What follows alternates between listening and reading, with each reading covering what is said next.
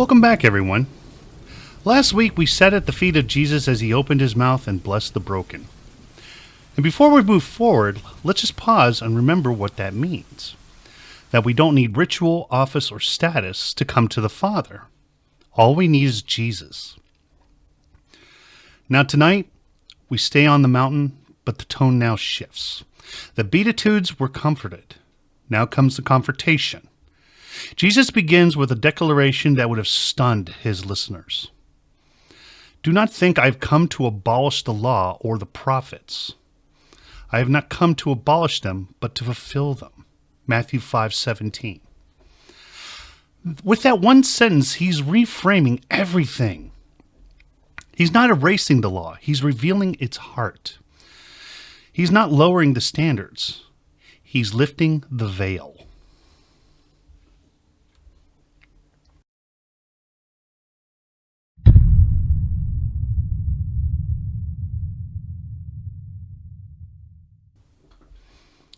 At Sinai, the law was written on tablets of stone, and the people stood far off. But here, Jesus writes it on the human heart as they lean in close. At Sinai, the command was simple. Do not murder. Exodus 20:13. But here, Jesus says, you have heard it said, but I say to you. This is not softening. This is a sharpening. Jesus isn't changing the law. He's revealing its true weight. 6 times we hear him say that. You have heard, but I say. Let's walk through them the way the crowd would have heard them, each one cutting deeper than the last. When it comes to anger and murder, he says, you have heard, do not murder. But I say, do not even harbor anger. Jesus links contempt to killing. He says the courtroom isn't the only place judgment happens. Sometimes it happens in your heart, in your words, in your silence. With lust and adultery, you have heard, do not commit adultery. But I say, lust is adultery of the imagination. Jesus moves the boundary from the bed to the mind. Lust is not just physical, it's a spiritual theft. It takes without covenant. It consumes without commitment. On the matter of divorce and covenant, you have heard, give her a certificate of divorce. But I say, covenant is not disposable. Jesus calls out casual separation. He's not just defending marriage, he's defending the dignity of the discarded. When it comes to oaths and integrity, you have heard, swear by heaven and or earth. But I say, let your yeses be yes and your noes be no. Truth doesn't need theatrics. Integrity doesn't need props. A kingdom person's word should be weighty enough to stand on its own. On retaliation and restraint, he says, you have heard, eye for an eye, but I say, turn the other cheek. Jesus isn't promoting passivity. He's revealing power through restraint. He's showing us the strength of refusing to mirror the harm that's done to us. God himself does this by holding back judgment that we deserve and giving space for repentance instead of retaliation. And finally, when it comes to love and our enemies, you have heard, love your neighbor and hate your enemy. But I say, love your enemies. This is the climax, the summit of the mountain. Love those who hate you. Pray for those who persecute you. Reflect the mercy of the Father who loved his enemies first. So what do most people miss about this? Today, these teachings feel like common sense because we've been shaped by 2,000 years of Christian moral imagination. But in Jesus' world, ideas like these were unheard of.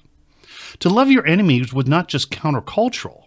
It was a revelation of God's own posture towards us. We were the enemies of God, yet he extended forgiveness and grace. If that's how God treats his enemies, how could we withhold the same from ours? To turn the other cheek is not weakness. It's strength under control. It refuses to let evil dictate your response. It breaks the cycle of escalation. It says, "You cannot make me become like you." And when Jesus moves sin from the realm of action to the realm of intention, he exposes the truth. Sin is not just what we do with our hands, it's what we cultivate in our hearts. The deed is only the fruit. The heart is the root. In short, Jesus calls us to nothing less than this: be perfect as your Father in heaven is perfect. Matthew 5:48. Not perfect in performance, but perfect in mercy, perfect in posture, perfect in reflecting the hearts and the character of the one who loved his enemies first.